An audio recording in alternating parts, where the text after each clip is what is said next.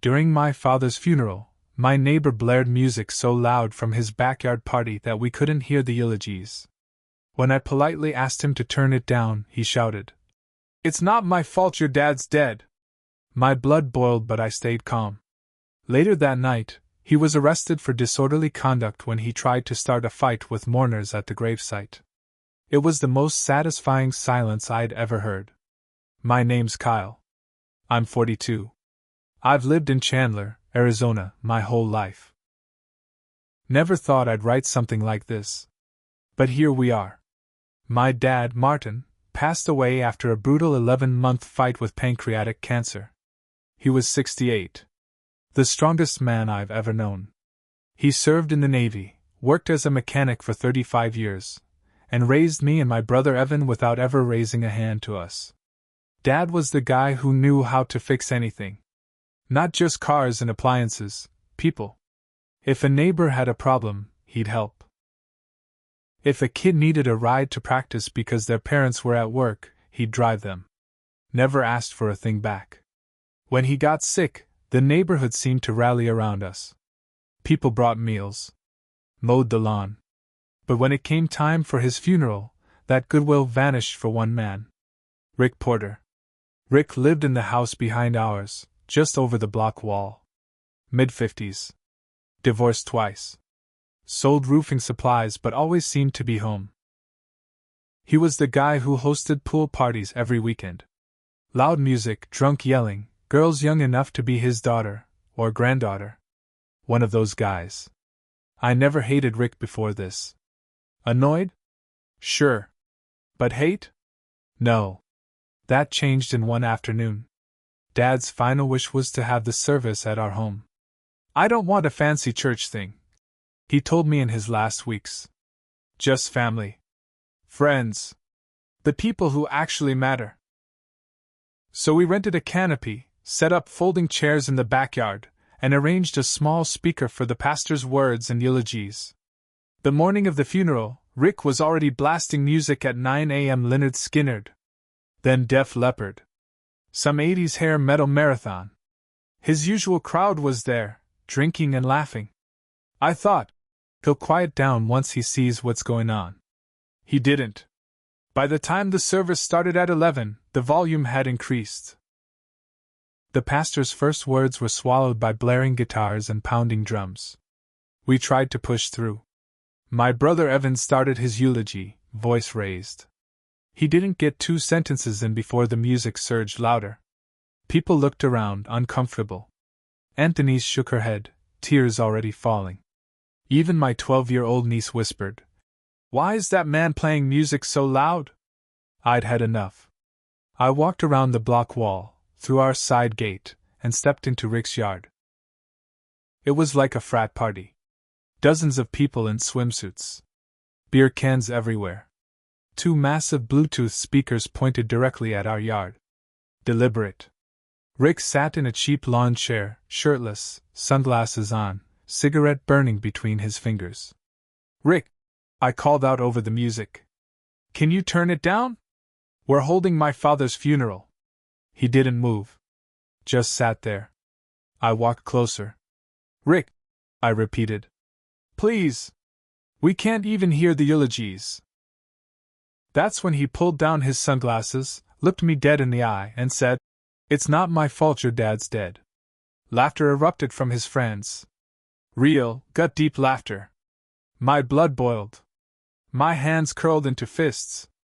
Every nerve screamed to drag him off that chair and shove those speakers into his pool. But I remembered Dad's words. Be better. Don't let garbage people turn you into them. So I swallowed it. "I'm asking nicely," I said. "Then go cry somewhere else." He sneered. "It's a free country." I walked away. Not because he deserved mercy, but because my father deserved peace. We continued the service, or tried to. We couldn't hear half of what was said. Some people left early, too embarrassed to stay. My mom didn't even give her speech. She just clutched a photo of Dad and cried silently. When it ended, I apologized to everyone. My mom put a hand on my shoulder. "Let it go," she whispered. We'll remember Dad the right way, not the loud way. But deep inside, I wasn't letting it go. I didn't yell. I didn't damage Rick's property. I didn't file a noise complaint. Not yet. But something told me the universe wasn't done with Rick. And I was right. That evening, after most people had gone home, we planned a small candlelight vigil at Dad's gravesite. Just family. Quiet remembrance. The sun had set. The cemetery was calm.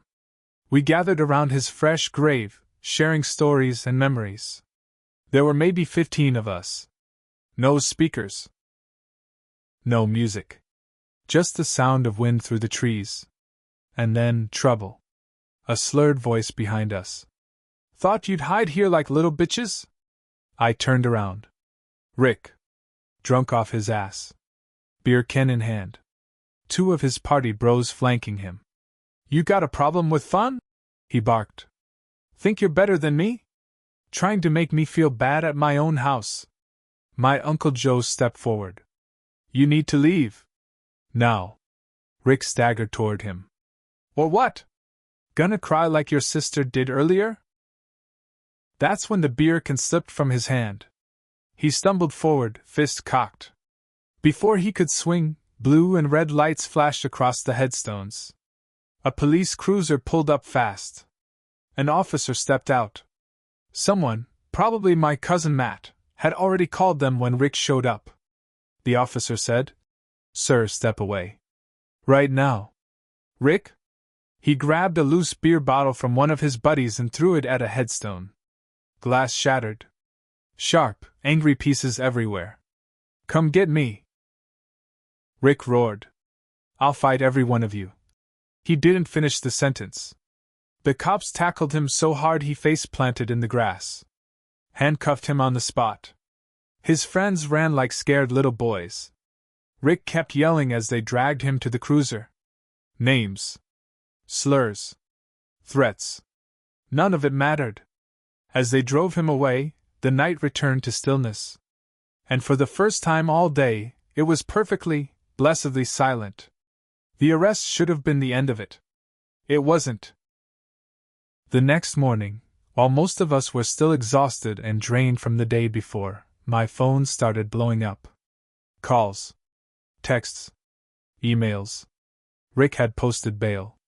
Not only that, he went online and blamed us for what happened. He posted in our neighborhood Facebook group, saying my family provoked him during a private gathering, and that he was wrongfully arrested by cops who always take the side of crybabies. I stared at the screen in disbelief. He called my dad's funeral a crybaby gathering. The comments exploded. Some of Rick's drinking buddies backed him up, but most of the neighborhood tore into him.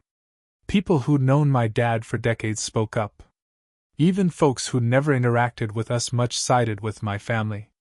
You crossed a line, Rick. Your behavior was disgusting. People grieve in their own way, and you turned it into a circus. But Rick wasn't done. 2 days later, there was a scheduled HOA board meeting at the community center. I didn't plan to go at first. My mom begged me to avoid any more drama. But when I heard Rick had put himself on the agenda to address harassment by neighbors, I knew I had to be there. I showed up early. My brother Evan came too. So did Uncle Joe, Aunt Denise, and several neighbors who had been at the funeral. Rick walked in 15 minutes late, wearing sunglasses indoors, a ridiculous button-down shirt with flames printed on it, and reeking of cheap cologne and stale beer. When his name was called, he stood up and launched into a speech so outrageous it almost felt like parody. These people have targeted me and my guests, he started. They've called the police on me for having legal gatherings. They've spread lies about me. And now, they're trying to destroy my reputation and force me out of my home. I stayed seated. Quiet. Rick went on. I've been a resident here for 12 years. I pay my dues. I don't deserve to be treated like some kind of criminal for enjoying my property. Then he pointed directly at me. And he is the ringleader. That's when Mrs. Valdez, an elderly woman who lived 2 doors down from Rick, stood up. You blasted music so loud we could hear it inside with the windows shut. She snapped. During a funeral. For a man who fixed my gate when my husband was sick. Someone else chimed in. You told the grieving son it wasn't your fault his dad was dead. Rick's face went red. That's a lie. But the stories kept coming. Neighbor after neighbor stood up and shared what they'd seen and heard. Even a teenager, the shy 16-year-old next door to Rick, said. He was laughing when the cops showed up at the gravesite. I saw him. The HOA president, Mr. Daniels, finally held up his hands. Enough. Mr. Porter, we've received multiple complaints. Noise violations. Public intoxication. Disorderly conduct. Threats. We are issuing the maximum fines allowed. And if this behavior continues, we will pursue further legal action per the bylaws. Rick sputtered. This is harassment. You'll hear from my lawyer. But no lawyer ever showed up. You'd think that would be the final blow. Fines. Public shame. Social isolation. But Rick wasn't going to let it go. 2 weeks later, my brother texted me around midnight. Check the cameras. Backyard. I bolted out of bed and opened the security app on my phone. The night vision feed showed a shadowy figure climbing over our block wall. Rick. He was carrying a bucket. By the time I grabbed a baseball bat and ran outside, he was already back over the wall and gone. But he'd dumped something all over the memorial stones and flower arrangements we'd left in the backyard for Dad. Motor oil. Thick black, staining everything. It soaked into the engraved stone we'd had made with Dad's Navy emblem. The flowers were ruined. The entire area reeked. That was the final straw. I stood over the mess in the moonlight, the reek of motor oil burning my throat. My hands shook, not from fear. From rage. This wasn't just noise anymore. It wasn't a drunken outburst or a stupid Facebook rant. This was malicious. This was desecration. Evan came running out, barefoot, holding his phone. I got him on camera. Clear as day. I stared at the black stains spreading across the memorial stones. Dad's Navy emblem was ruined. Flowers dead. My heart hammered so hard I felt dizzy. Call the police, I said. But he already had. By the time the cops arrived, Rick was back in his house. Denying everything, as usual. I was asleep, he barked. This is harassment. They're framing me. The officers reviewed the footage on Evan's phone. It showed Rick's face. Clear. No wiggle room. The bucket. The pour. The climb back over the wall. That should have been enough. But Rick kept digging. When the police knocked on his door, he refused to come out. Claimed we'd photoshopped the footage. Said he wouldn't talk without a lawyer. That forced the police to get a warrant. It delayed things by a day, but once they entered his property, they found the bucket still in his garage, smelling like motor oil. His shoes caked with oil traces. Spray paint cans and garden tools near the wall, tools he had likely planned to use next. They arrested him on vandalism, trespassing, and harassment charges. But Rick didn't go quietly. Rick pleaded not guilty to everything. His defense? He was being persecuted because he was a free spirit who enjoyed living life loudly. He tried to twist the narrative, saying I had threatened him first at the funeral and that he acted in self-defense of his peace and property. It was nonsense.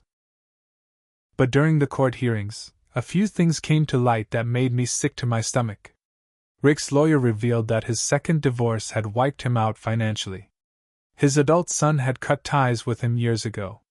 The house was in pre-foreclosure. He was drowning in debt. I thought he was just a reckless, selfish man who didn't care about anyone. But the truth? He was a reckless, selfish man desperate not to lose the last thing he had, control. Even if that meant hurting grieving families. Even if that meant destroying his own reputation. Still, none of that excused what he did. And the judge agreed. Rick was sentenced to 6 months jail time, 2 years probation, mandatory alcohol counseling, a court order to pay restitution for the damaged memorial stones and flowers, but he never got the chance to serve the full sentence. 2 weeks before he was due to report to jail, Rick's bank foreclosed on his house. The HOA placed a lien for unpaid fines. His car was repossessed. And then, like a final nail in the coffin, the property was vandalized by someone else. A group of teens spray-painted "Grave Robber" across his garage door. I didn't condone it. I didn't even know about it until after it happened. But deep down, I understood why they did it. Rick fled Chandler before serving his sentence. The police issued a warrant. To this day, I don't know where he is. Last I heard, he was living out of a motel near Apache Junction, ducking law enforcement. I wish I could say I handled everything perfectly. But I didn't. The night after the vandalism, before Rick was arrested, I lost control for the first time. I took a rock and, when no one was watching, hurled it through his window. It was a stupid, impulsive thing to do. And though I was never caught, I've carried that guilt with me ever since. Dad wouldn't have approved. He would have told me to let the law handle it. To stay clean. But in that moment, standing over the oil-stained memorial stones, something inside me snapped. And I became part of the cycle I hated. Today, Rick's old house has new owners. A quiet couple in their 60s. They planted sunflowers where Rick's pool used to be. Our backyard memorial is restored. The Navy emblem replaced. Flowers bloom every spring. And every year on Dad's birthday, our family gathers there. No music. No noise. Just stories, laughter, and peace. Rick's absence is the loudest silence I've ever heard. And it's beautiful.